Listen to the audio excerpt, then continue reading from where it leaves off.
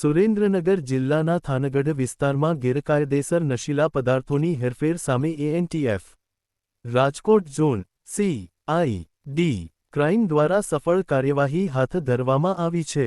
Thangadh railway station નજીક સ્મશાન પાસે આવેલી બંધ દુકાન પાસેથી 51 કિલો 500 ગ્રામ પોષડોડાનો જથ્થો ઝડપી પાડવામાં આવ્યો છે।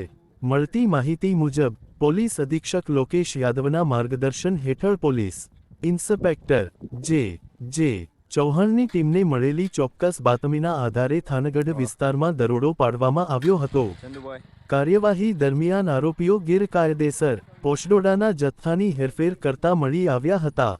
પોલીસે કુલ 51 કિલો 500 ગ્રામ પોષડોડો, 2 મોબાઈલ ફોન તથા 2 રેલવે ટિકિટ સહિત કુલ ₹7,87,500નો મુદ્દામાલ કબજે કર્યો છે। આ કેસમાં રાહુલ દાલસિંગ પારગી ઉંમર 21, પુષ્પા દાલસિંગ પારગી ઉંમર 45, દાલસિંગ પારગી, ખીમાભાઈ વાલજીભાઈ સાપરા ઉંમર 54 સહિત અન્ય 2 આરોપીઓ સામે કાર્યવાહી કરવામાં આવી છે। આરોપીઓ મધ્યપ્રદેશ અને મોરબી જિલ્લાના રહેવાસી હોવાનું સામે આવ્યું છે।